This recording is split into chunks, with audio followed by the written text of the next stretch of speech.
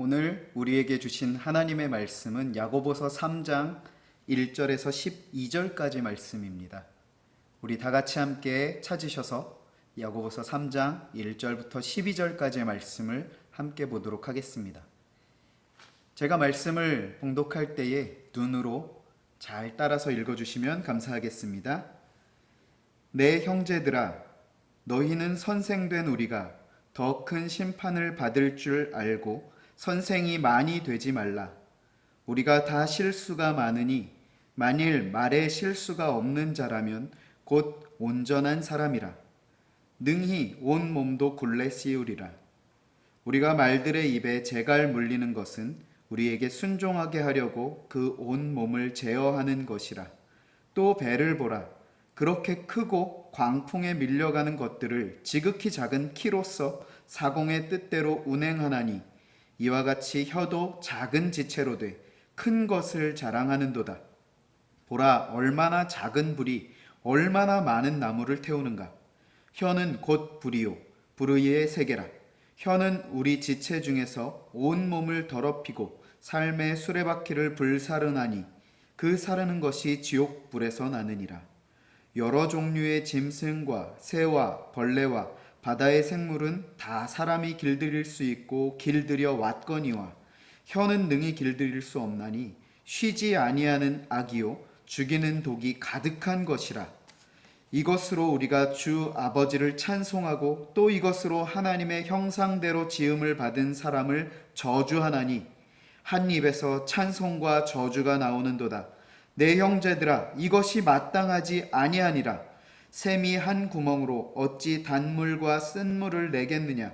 내 형제들아, 어찌 무화과 나무가 감람 열매를 포도나무가 무화과를 맺겠느냐. 이와 같이 짠 물이 단물을 내지 못하느니라. 아멘. 야고보서의 말씀이 3장에서 입에 관하여, 우리의 말에 관하여 경고의 메시지를 주고 있습니다. 이 3장의 메시지만 보면 크게 이상하지 않은 그러한 메시지입니다. 우리의 입술에 관하여 경계하고 경고하는 그러한 메시지로 볼 수가 있죠.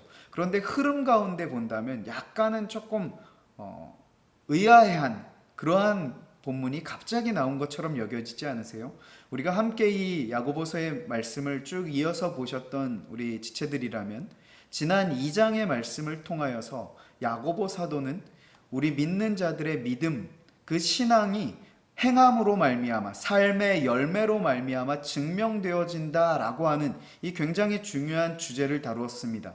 그래서 행함이 없는 믿음은 그 자체가 죽은 것이다 라고 할 정도로 이와 같이 믿음의 본질, 믿음의 구성 요소, 믿음이라고 하는 것이 어떻게 이루어지는가에 관하여서 깊이 설명을 했었던 본문이 지난주의 본문이었었죠. 그런데 3장으로 들어오면서 갑자기 우리의 말에 관하여 경고의 메시지를 주고 있습니다. 그렇다면 이 말씀이 어떠한 메시지가 있을까? 먼저 그 흐름 가운데에 이 본문이 차지하는 위치를 살펴보는 것이 중요할 것입니다.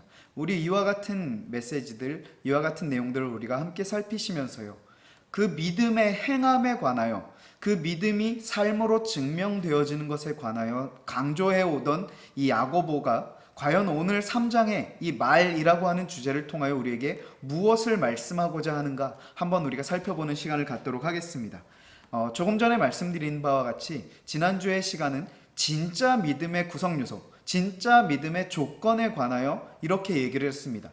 믿음이라고 하는 것, 여기서 이제 먼저 말하는 믿음은 인식론적인 믿음이죠. 우리의 지식적으로 믿음이라고 하는 것을 인지하는 정도의 차원, 이 인식론적인 믿음과 우리의 행함, 삶에서의 순종의 열매, 이 두 가지 요소가 어우러질 때에 그것을 진짜 믿음, 살아있는 믿음이라고 얘기할 수 있다라고 지난주 시간 말씀 2장의 마지막 구절을 통하여서 우리에게 말씀을 했습니다. 이것에 대해서 이제 조금 더 구체적인 사례가, 구체적인 예가 바로 오늘 3장의 이 입에 관한, 말에 관한 예가 될 수 있을 것입니다. 일단은 먼저 오늘 본문이 그것과 어떻게 연결이 되어질 수 있는가?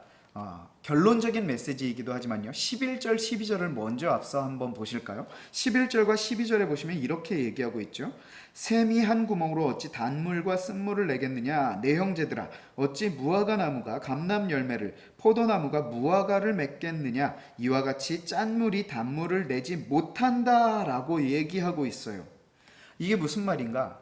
한 입으로 두 가지의 사상을 표현하는 것이 가능하겠는가? 그것이 진짜겠는가 하는 것이죠. 만약에 입이 어떤 이 무화과 나무가 있다면 이 무화과 나무에서는 무화과 열매가 맺혀지는 게 정상이다. 그런데 무화과 나무가 감람나무의 열매를 맺을 수 있겠는가? 그럴 수 없다라는 것이죠. 그렇다면 그 입술을 볼 때, 그 입을 볼 때, 다시 말해서 그 말을 볼 때에 그 말의 방향성이 그 사람의 입술이 어떠하다라는 것을, 그 사람의 입이 어떠하다라는 것을 증거하는, 증명하는 그 요소가 된다라는 것이죠. 다시 말해서 그 입술의 말이 사람을 살리는 말을 하고 또 축복하고 칭찬하는 말을 한다면 그 사람은 그와 같은 성품을, 성격을 지닌 사람일 것이고, 또한 반대로 그 사람의 입술의 말을 볼 때에 시기하고 질투하고 비방하고 이간질시키는 그러한 말들을 하는 사람이라면 그 사람의 성품이 어떠하다? 그와 같다라는 것이죠.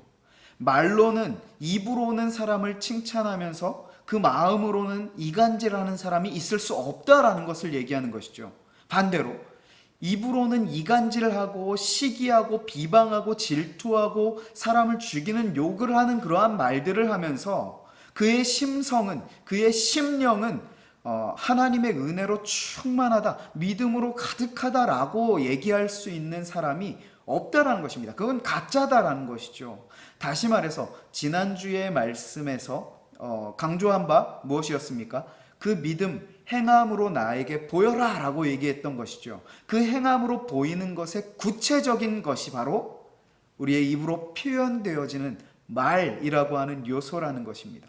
그렇게 볼 때에 우리의 말, 나의 말이요, 내가 하루를 살아가면서 어떠한 말을 쓰고 있는가 하는 것을 비춰본다면, 돌아본다면 나의 믿음이 어떠한 것인가를 우리가 조금 구체적으로, 실제적으로 진단해 볼 수 있지 않을까요? 일반적으로 이런 얘기가 있습니다. 돌이킬 수 없는 몇 가지가 있다고 해요.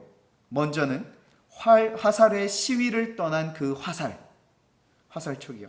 또한 흘러간 강물, 그리고 지나간 시간, 그리고 우리의 입에서 뱉어진 말들, 이와 같은 것들은 돌이킬 수 없는 것들이라고 합니다. 그렇게 볼 때에 이것이 나아갔다라면, 지나갔다라면, 흘러갔다라면 뒤늦게 후회해도 소용이 없는 것이 바로 말이라고 하는 것일 수 있죠. 그렇게 볼 때 우리는 우리의 입술을 조심해야 한다는 것이죠. 제어할 수 있어야 한다는 것을 우리가 얘기하고 있는 것입니다. 이 말씀, 이와 같은 내용들을 우리가 기억하시면서 오늘 본문 안으로 들어가서 조금 더 구체적인 사례를 한번 살펴보도록 하겠습니다. 먼저 오늘 본문의 전체적인 구조를 한번 잠깐 설명을 드리고 오늘 본문으로 들어갔으면 좋겠어요. 먼저 1절과 2절 말씀은 전체의 서론격이 되는 그러한 메시지가 될 것입니다. 이 말씀이, 그러니까 오늘 우리가 함께 나눌 1절부터 12절까지의 메시지가 어떠한 방향으로 흘러갈 것인가에 대한 전체적인 서론격이 되는 그러한 메시지가 될 것이고요. 3절부터 5절까지를 첫 단락으로 볼 수 있는데요. 이 3절부터 5절까지의 내용은 작지만 영향력이 엄청나게 끼쳐질 수 있는 그 혀의 특성에 관하여 설명하고 있는 것이 바로 3절부터 5절까지의 말씀입니다. 그리고 이어지는 6절부터 8절까지의 말씀은 이 혀가 잘못 사용되어질 때의 그 말의 해악성, 그 말의 영향력에 대하여 설명하는 것이 바로 6절부터 8절까지 말씀이고요. 마지막 9절부터 12절까지가 오늘 본문의 결론적인 그러한 메시지인데요. 그렇다면 우리의 입은 어떻게 사용해야 하는가 하는 것이죠. 성도의 혀는 절대로 악의 그러한 영향, 악의 도구로 사용되어져서도 안 되고 사용되어질 수도 없다라고 하는 결론을 우리에게 주시는 그러한 메시지입니다. 우리가 이 본문의 구조를 다시 한번 기억을 하시면서 오늘 본문 안에 조금 더 깊숙이 들어가서 한번 살펴보도록 하겠습니다. 먼저 3절 말씀이에요. 3절 말씀에 보시면 이렇게 얘기하고 있습니다. 우리가 말들의 입에 재갈을 물리는 것. 여기서 말들의 입이라고 하는, 이 말들은 그 우리가 타고 다니는 그 말들을 얘기해요. 그 말에 재갈이 물려 있는 것을 보신 적 있으세요? 자, 이 말에 재갈이 물려 있는, 말의 입에 재갈을 물리는 이유가 뭐냐 하면요, 그 말을 제어하기 위해서, 컨트롤하기 위해서, 그 말을 조정하기 위해서다라는 것이죠. 자, 이 말이 얼마나 힘이 센지 아십니까? 더군다나 우리가 일반적으로 생각하기에 말에게 있어서 근육량이 가장 많은 곳이 아마 일반적으로 생각하시기에 다리라고 생각하실 거예요. 그런데 전문가들은 말의 목이 가장 근육량이 많고 또한 힘이 어마어마하다라고 합니다. 실제로 뭐 영화나 사극 같은 데서 보신 적 있으세요? 말에 다리가 걸려서 넘어질 때에 그 말들이 목으로 이렇게 받치면서 넘어지는 장면을 보신 적 있으세요? 그 어마어마한 이 육중한 거구의 몸을 그 목이 버텨낼 수 있다라는 거예요. 굉장히 실제로 보시면 다리보다 더 두껍잖아요. 두껍고 실제로 힘이 굉장히 센 부분이 바로 말의 목인데, 그와 같이 힘센 말이라 할지라도 그 입에 재갈을 물리면 소년이 조정을 해도 컨트롤을 할 수 있다는 것이죠. 다시 말해서 이 말의 입에 재갈을 물리는 것은 제어하기 힘든 부분이라 할지라도 그것을 통하여 그것을 제어할 수 있는, 조정할 수 있는, 그와 같게 하기 위해서 이 말의 입에 재갈을 물리는 것인데, 바로 이와 같은 것이 우리에게 순종하게 하려고 그 온 몸을 제어하는 것과 같은 원리이다. 우리의 입술을 제어해야 하는 것이 바로 이와 같다라는 것이죠. 또 이어서 4절에 보시면요, 이와 같습니다. 배를 보라. 바다에 떠다니는 배요. 그렇게 크고 광풍에 밀려가는 것들을 어떻게 해요? 지극히 작은 키로서, 여기서 키라고 하는 것은 그 배의 핸들을 얘기하는 것이죠. 이 키로서 그 어마어마한 광풍 가운데 밀려가는 배를 제어한다, 조정한다라는 것이죠. 그 키로 말미암아 어떻게 해요? 여기서 중요한 표현은 사공의 뜻대로 운행한다라고 하는 것이죠. 우리의 마음에 이 말이라고 하는 것들을 제어해야 하는데 왜 그런가? 사공의 뜻대로 운행하기 위해서, 우리는 하나님의 뜻대로 살아가기 위해서 우리의 입술을 제어해야 한다라는 것을 얘기하고 있는 것입니다. 그러면서 앞서도 말씀드렸지만 이 5절에 보시면 혀도 작은 지체로 돼 큰 것을 자랑한다라고 얘기합니다. 우리의 실제로 이 혀가 얼마나 작습니까? 우리의 지체, 우리의 인체 가운데, 신체 가운데에서도 굉장히 작은 부분 아니에요? 그런데 이것 역시도 우리가 조금 놀라실 수 있는데, 우리의 몸 가운데 가장 근육량이 발달해 있는 곳이 혀라고 합니다. 저도 이 연구 결과를 듣고 참 많이 놀라기는 했는데, 우리의 입속에 있는 이 혀가 굉장히 근육이 많이 발달해 있대요. 그래서 민감하게도 움직이기도 하고 또 강하게 움직이기도 한다라고 합니다. 실제로 그렇기 때문에 이 작은 혀이지만 이것이 얼마나 많은 영향력을 미칠 수 있는가 하는 것입니다.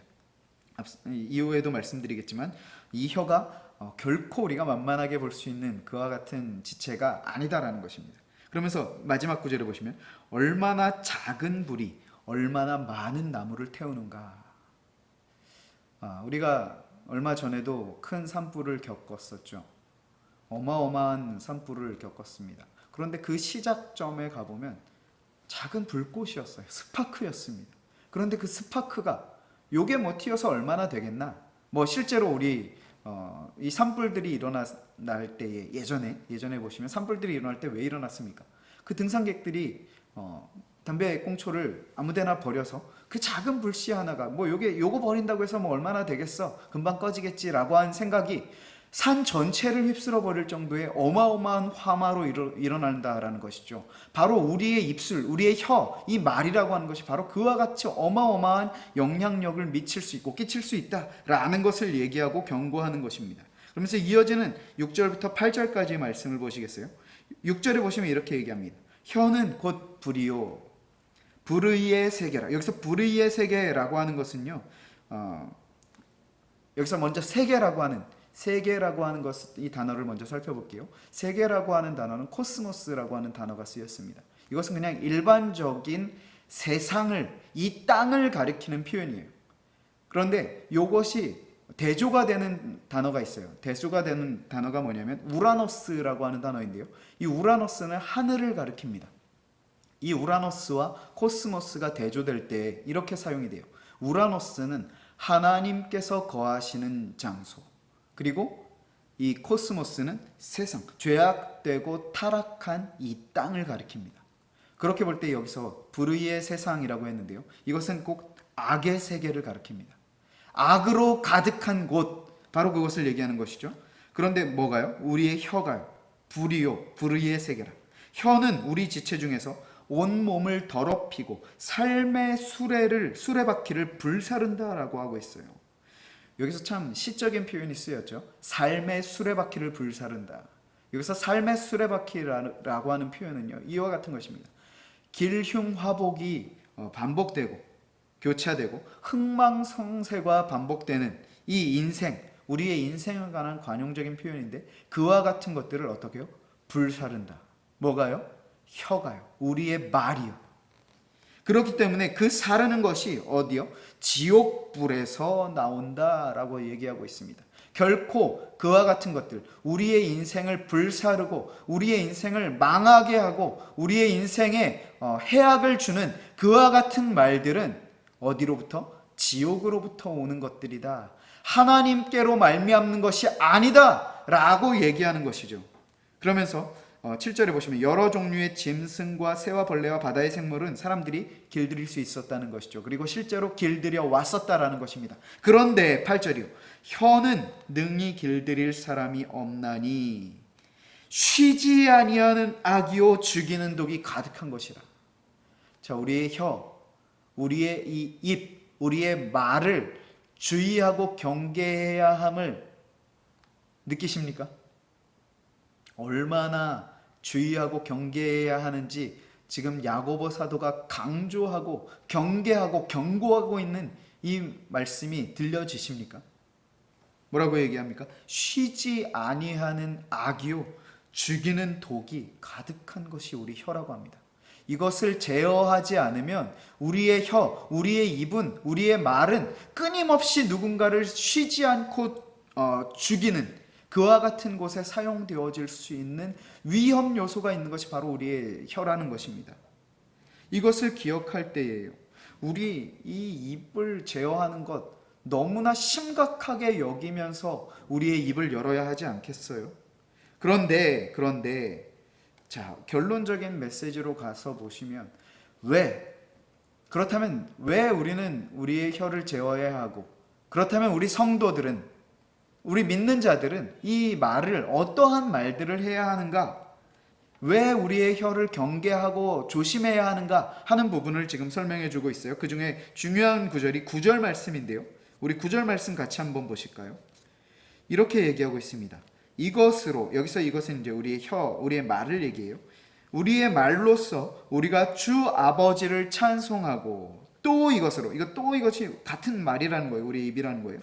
우리의 말로써 하나님의 형상대로 지음을 받은 사람을 저주하나니.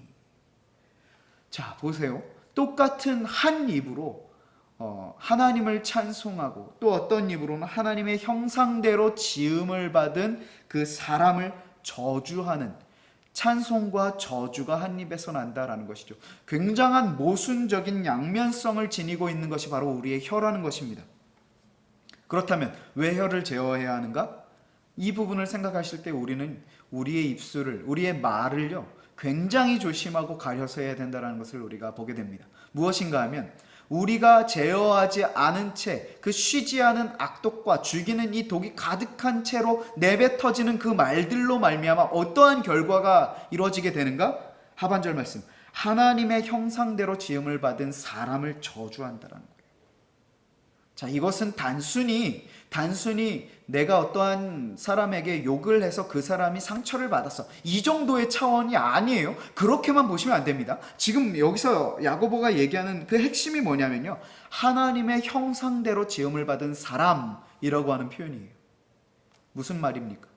바로 우리의 입술을, 나의 말을 제어하지 않은 채 쏟아내는 것들이 무엇이다? 하나님의 창조까지도 우리가 거스를 수 있는, 거역할 수 있는, 하나님을 대적하는 결과가 일어나는 것이 바로 우리의 입술로부터 나올 수 있다는 것이죠. 그것이 합당한가 하는 것입니다.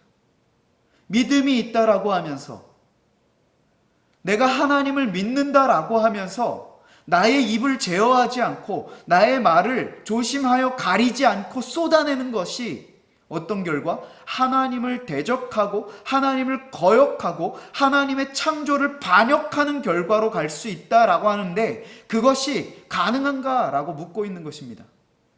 자, 우리의 말을 얼마나 조심해야 하는지 이제 조금 감이 오십니까? 이 말에는요, 영향력과 파괴력이 있다라고 합니다. 그렇죠? 잘 생각해 보시면 이 말에는 영향력과 파괴력이 있습니다. 우리의 삶 가운데서도 그 말에 영향력과 파괴력이 있을 수 있겠지만요, 성경에서 말하는 말의 영향력과 파괴력의 대표적인 케이스들을 한번 예로 설명드려 볼까요? 말의 영향력, 어떤 것입니까? 하나님께서 창조하실 때 무엇으로 하셨어요? 말씀으로 창조하셨다라는 것이죠. 이 말에는 창조의 영향력이 있다라는 것입니다. 또한 반대로 말의 파괴력, 어떤 것이 있겠습니까? 악한 사탄이 말로 사람을, 아담과 하와를 유혹했죠. 그 말로 말미암아 인류가 타락하게 되는, 범죄하게 되는, 이 우리의 생명을 빼앗아 버리는 파괴력이 있다라고 하는 것입니다. 그렇게 볼 때에 우리는 이 말을 얼마나 가려서 해야 하고 조심해야 하는가, 다시 한번 우리의 마음속에 경고의 메시지로 들려지시길 원합니다. 왜 우리 속담 중에 이런 말이 있잖아요. 말이 씨가 된다. 그렇죠? 들어보셨죠? 말이 씨가 된다라는 것이 무엇입니까? 그 말이요, 마음밭에 심겨진다라는 거예요. 나는 나의 입에서 나오는 말을 그냥 아무렇게나 던졌을지 모르겠지만, 그 던져진 말, 우리의 입으로부터 나온 그 말이 상대방에게는요, 심겨진다라는 거예요. 그래서 그 심겨진 말에서 그 심겨진 씨앗대로 자란다라는 것이죠. 예를 들어서 실제의 예 가운데 어떤 아이에게 너는 커서 참 멋진 어떠한 사람이 될 거야 라고 그냥 본인도 잘 인식하지 못한 채 했던 말을, 이 말이 그 아이의 마음밭에 심겨져서 이 아이가 자라는 동안에 그 말을 계속 기억하는 거예요. 아, 그래, 나 이렇게 힘들지만 그때 그분께서, 내가 참 존경하고 사랑하는 그분께서 너는 자라서 나중에 참 멋진 아이가 될 거야 라고 말씀해 주셨지. 그래, 그럴 거야, 나는 그럴 거야 하는 그 믿음과 소망과 희망을 가지고 그 아이가 자라난 거죠. 그래서 정말 사람들이 보기에도, 하나님께서 보시기에도 훌륭한 사람이 되었다라는 것이죠. 반대로 우리 자라던 가운데에 말로 말미암아 상처를 입히고 또 그 영혼을 무시하는 말들을 하게 되어서 그 말이 마음에 심겨져서 이 아이가 자라면서 삐뚤어 자라는 거예요. 그와 같은 성장의 과정 가운데에 이 말의 해악성으로 말미암아 한 영혼이 망가지는 경우도 보게 된다라는 것이죠. 그 말 한마디가 씨앗이 되어서 심기어져서 그 안에서 자라게 되었다라는 것입니다. 그렇게 볼 때요, 우리의 입술 조심하셔야 합니다. 내가 내뱉는 말들 함부로 내뱉어서는 안 된다라는 것이죠. 주의하시고 경계하시고 조심하시고 다시 한번 생각해 보시고, 내가 이 말을 뱉었을 때에 그 상대방에게 이 말이 심기어져서 어떤 영향력이 미쳐질지를 다시 한번 고려하시고 생각하신다면 우리가 내뱉는 말들 결코 쉽게 내뱉을 수 없다라는 것입니다. 자, 그렇다면 우리가 결론적으로 오늘 본문 말씀을 통하여서 우리가 생각해야 할 한 가지 메시지, 그것은 무엇입니까? 당신의 믿음 진짜입니까? 하는 지난주에 그 질문으로부터 다시 한번 시작해 보겠습니다. 나의 믿음이 진짜인가를 확인하는 구체적인 방법으로 야고보는 말이라고 하는 요소를 지금 우리에게 제시하고 있다는 것입니다. 나의 말을 볼 때에, 내가 주로 쓰는 말을 볼 때에 그 말을 점검해 보기만 해도 내가 진짜의 믿음을 갖고 있는지 가짜의 믿음을 갖고 있는지 알게 된다는 것입니다. 우리 일주일 동안 살아가면서 어떤 말을 가장 많이 쓰십니까? 제가 뭐든 다 일반적으로 일반화시키는 것은 아니에요. 그런데 일반적으로 우리 학생들, 특히나 이제 중고등학생들 대화하시는 장면을 보시면 어떠세요? 정말 가슴이 아플 정도예요. 욕이 섞이지 않고서는 대화가 진행이 되지 않아요. 물론 저도 그 시절에 그랬습니다. 욕을 하지 않고 이 문장에 욕이 들어가지 않으면 문장이 매끄럽지가 않게 느껴지는 그러한 시기가 있었어요. 그런데 저는 그 시기를 보내다가 실제로 그랬어요. 내가 이렇게 입을 거칠게 쓰는데 이것이 과연 옳을까? 그때는 이와 같이 깊은 메시지는 없었어요. 깊은 묵상은 없었습니다. 그런데 그냥 그렇게 말을 더럽게 하는 것이 보기에 좋지 않아 보였던 거예요. 그래서 실제로 어떤 순간부터는 아이들이 그냥 아무렇지 않게 아이들이 욕이라고 인지하지도 못하고 쓰는 욕들이 있어요. 그 중고등학생들이요. 그와 같은 단어들도 순화하려고 애썼던 적이 있습니다. 실제로 우리의 모습을, 우리의 말을 돌아보자라는 거예요. 나의 말을, 제가 질문드렸지만 일주일 동안 어떤 말을 가장 많이 쓰십니까?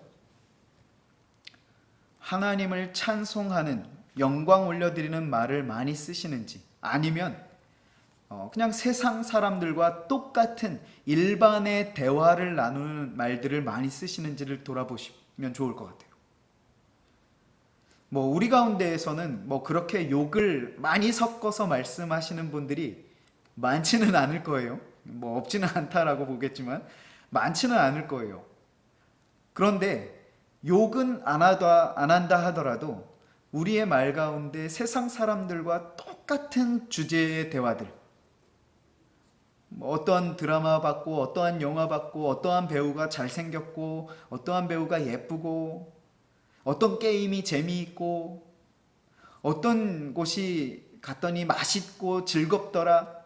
물론 제가 영화 보는 거, 드라마 보는 거, 게임하는 거, 여행 다니는 거, 이거 자체를 나쁘다라고 말씀드리는 게 아니에요. 우리의 말 가운데 나를 지배하고 있는 것들이 우리의 입으로 나온다라는 것이죠. 만약에 오늘 성경 말씀을 봤는데 이 말씀이 너무 은혜가 되고, 또한 묵상을 했는데 나의 죄악을 너무나 발견하게 되었어. 그렇다고 한다면 우리의 입술에 그 결과물이 어떠한 결과물이 도출되겠냐는 것입니다. 우리는 먹은 대로 배출하게 돼 있어요. 이것은 자연적인 원리입니다. 영적으로도 마찬가지예요. 말씀을 많이 먹으면요, 말씀이 나오게 되어 있습니다. 그런데 세상적인 요소들을 많이 먹으면 어떻게 해요? 그게 나오는 게 자연스럽다라는 것이죠. 말씀을 먹지 않는데 말씀이 나온다? 부자연스러워요. 어색합니다. 본인 스스로도 느껴요. 그렇지 않으세요? 우리가 무엇이 나를 지배하고 있는가 하는 것을 솔직하게 점검해 보셔야 합니다.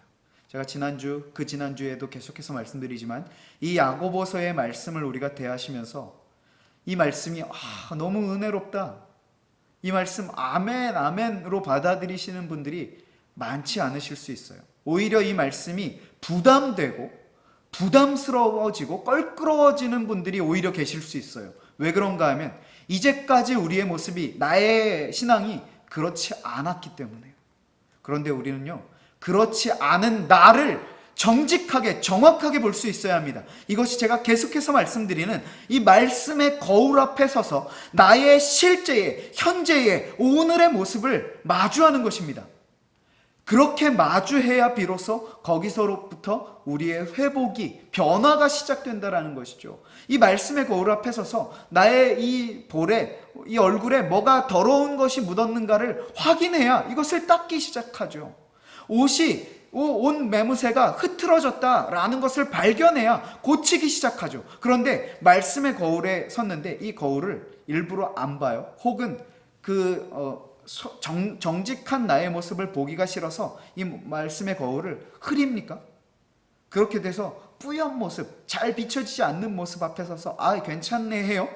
그러면 그게 정직하게 정확하게 나의 현 주소를 보고 있지 않다라는 것이죠. 그런 곳에서는 진정한 변화가, 올바른 변화가 일어날 수 없다라는 것이죠. 우리 이 말씀의 거울 앞에 정직하게 섰으면 좋겠어요. 정확하게 자신의 모습을 살펴보셨으면 좋겠습니다. 그리하여서요, 우리의 입술 가운데에요, 이 말의 해악과 영향력, 아까 제가 영향력과 파괴력이라고 했는데요, 이것을 우리가 주의하시고 경계하시면서요, 나의 입술, 나의 말 가운데 나오는 것들이 우리 공동체를 세우고 우리 지체들을 살리는 그와 같은 말들이 나왔으면 좋겠습니다. 그런데 그러한 말들은 내가 인위적으로 만들어낼 수 있는 것이 아니죠. 어떻게요? 하나님의 말씀으로 말미암아 나의 심령이 충만하여질 때, 예수 그리스도의 십자가의 사랑으로 말미암아 나의 심령이, 나의 영혼이 잠식되어질 때, 그 은혜로 충만하여질 때요, 예수 그리스도의 사랑을 품은 말들이 나의 입으로 말미암아 나와지게 되어지는 것이죠. 우리 그와 같았으면 좋겠어요. 우리 공동체가요, 그와 같은 공동체가 되었으면 좋겠습니다. 다른 것이 아니에요. 하나님의 말씀으로 말미암아, 예수 그리스도의 십자가의 사랑으로 말미암아 우리 모두가요, 그 은혜로 충만하여서 나를 살리신, 나를 구원하신 그 은혜의 감사와 감격으로 말미암아 내 옆에 있는 지체들, 하나님께서 창조하신 그 영혼들, 예수 그리스도께서 그 영혼을 위하여 십자가에서 죽으신 것이죠. 바로 그 영혼에게 사랑의 말을 전하는, 왜요? 어떻게 해요? 그 주님께서 나를 사랑해 주셨기 때문에, 나에게 허락하신 그 사랑의 충만함으로 말미암아 내 옆에 허락하신 지체들을 사랑하는, 이 영혼들을 칭찬하고 세워주고 일으켜주고 위로해주고 사랑을 담아 말을 해주는 이와 같은 말들로 말미암아 우리 공동체가 주님의 사랑의 말들이 넘쳐나는, 서로를 세워주는 말들로 충만해지는 그러한 진정한 믿음의 공동체를 이루어 나가길 소원합니다. 우리 이번 한 주 살아가는 동안에요, 다른 것 아닙니다. 나의 말 조심해서 말 잘해야지, 이것에 신경 쓰지 마시고요, 그것을 얘기하는 것이 아닙니다. 그것을 강조하고자 함이 아니에요.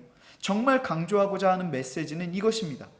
너의 영혼, 너가 갖고 있는 믿음, 그 믿음의 대상이 누구인가? 예수 그리스도라는 것이죠. 그 예수 그리스도는 어떠한 분이신가? 나를 위해서 십자가에서 죽으시기까지 그 사랑의 완전하신 사랑을 우리에게 표현해 주시고 보여주신 그 주님이시다라는 것이죠. 그 주님의 은혜를 받았는가? 그 주님의 은혜로 말미암아 구원받았다라는 사실을 정말 믿는가? 그것을 믿는다라고 한다면 너의 삶, 당신의 삶, 그 믿음의 열매 맺혀질 것입니다. 어떻게? 말을 통하여. 사랑의 말, 살리는 말, 은혜 받은 자답게 하는 말들을 통하여 너의 믿음 증명되어질 것이다. 강조하는 것이 바로 오늘 본문의 메시지인 것입니다. 우리 오늘 주신 말씀을 기억하시면서요, 우리 같이 기도하실 때 다른 것 아닙니다. 주님의 그 사랑 알게 해주십시오. 예수 그리스도의 십자가의 은혜와 사랑 내 안에 충만케 해주십시오. 우리 이것 한 가지만 놓고 이번 한 주 기도하며 주님 앞에 간구하며 나아가셨으면 좋겠어요. 그래서 각자의 자리에서 말씀을 묵상하실 때에도요, 다른 것 구하지 마시고요, 하나님, 오늘 이 말씀, 오늘 이 본문을 통하여 예수 그리스도의 그 십자가의 은혜와 사랑을 깨달아 알게 해주십시오. 내 안에 그 사랑 충만케 해주십시오. 우리 이것 한 가지만 놓고 기도하며 묵상의 자리로 나아가시는 그러한 우리의 한 주간의 삶이 되었으면 좋겠어요. 그로 말미암아 이제 우리가 아직 정확하게 결정되지는 않았습니다. 결정이 되면 주중에 공지를 해드리겠지만, 만약에 우리가 다음 주에 이제 오프라인으로 다시 모여서 예배를 드리게 된다면 그때에는 우리가 이 사랑의 말로, 물론 사랑의 말뿐만 아니라 마음이겠죠. 그 사랑의 마음으로 우리 함께 모인 지체들을 따뜻하게 안아주고 세워주고 칭찬해주고 사랑의 말을 전하면서요, 그 예수 그리스도의 사랑을 증거하고 자랑하는 진짜 믿음을 소유한 자답게 모이고 예배드리고 살아가는 우리 믿음의 공동체, 우리 모두가 되어지시길, 이 우리 허락하신 은혜를 함께 나누며 나아가는 이 믿음의 공동체 되어지시길 주님의 말씀으로 축원합니다. 같이 함께 기도하시겠습니다. 사랑의 하나님 아버지, 감사합니다. 우리에게 허락하신 이 은혜와 또한 우리에게 허락하신 이 모든 감사의 조건들, 우리 마음으로 심령으로 받아 기쁨으로 영광 올려드릴 수 있는 우리 모두가 되어줄 수 있도록 인도해 주십시오. 예수 그리스도의 십자가의 사랑으로 말미암아 우리의 심령을 충만케 하셔서 그 사랑이, 그 은혜가 우리의 발걸음을 이끌어가는 원동력이 되게 하시고, 그로 말미암아 그 믿음이 우리의 삶으로, 우리의 말로써 증명되어질 수 있는 우리 모든 지체들 되어질 수 있도록 인도하시며 함께하여 주실 줄로 믿사옵고, 모든 말씀 우리 구주 예수 그리스도의 이름으로 감사기도 드리옵나이다. 아멘.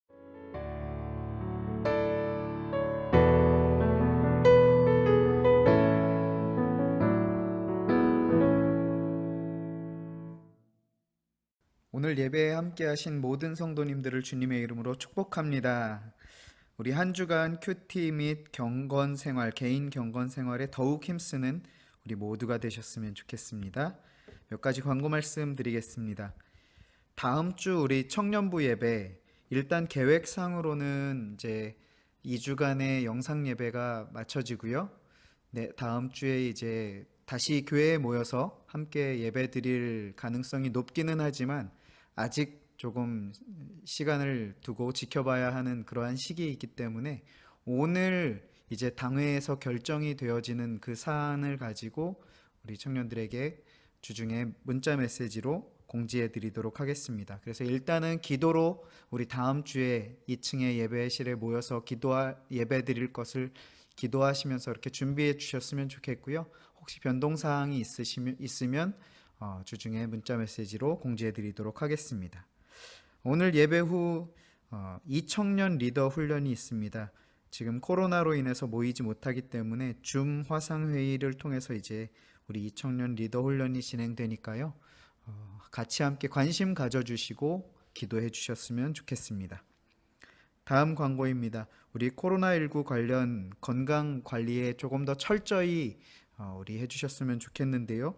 다중이용시설 우리 방문에 관해서는 요즘은 더군다나 더 주의하고 조심해야 되는 시기이고, 특히나 우리 안양 지역 같은 경우에 확진자들이나 이런 추위가 조금 많이 늘어나고 있는 그러한 시기이기 때문에 조심하시고 자제해 주셨으면 좋겠습니다. 그리고 외출 시에는 반드시 마스크 착용 필수이고요. 손 소독도 철저히 해 주셨으면 좋겠습니다. 그리고 혹시 증상 유무가 있는지, 그러니까 열이나 뭐 어떤 감기 증세 비슷한 것들이 있는지 면밀히 체크하시고, 혹시 조금이라도 증상이 있다고 하면 숨기려고 혼자 해결하려고 하지 마시고요. 말씀해 주시고 알려주시고 기도 부탁도 해주시고, 그렇게 해서 잘 관리할 수 있도록 우리 그렇게 진행해 주셨으면 좋겠습니다. 이렇게 우리 청년부 예배를 위해서 같이 함께 기도로, 또한 우리 삶 속에서도 이렇게 자제할 부분들, 또 철저히 관리해야 할 부분들 그렇게 관리하면서 우리 청년부를 더 사랑하고 세워가는 우리 모든 청년부 지체들이 되었으면 좋겠습니다. 이제 예배를 마치겠습니다. 주기도문으로 우리 주님 가르쳐 주신 기도로 예배를 마치겠습니다. 하늘에 계신 우리 아버지여, 이름이 거룩히 여김을 받으시오며 나라의 임하옵시며 뜻이 하늘에서 이룬 것 같이 땅에서도 이루어지이다. 오늘날 우리에게 일용할 양식을 주옵시고, 우리가 우리에게 죄 지은 자를 사하여 준 것 같이 우리의 죄를 사하여 주옵시고, 우리를 시험에 들게 하지 마옵시고 다만 악에서 구하옵소서. 대개 나라와 권세와 영광이 아버지께 영원히 있사옵나이다. 아멘.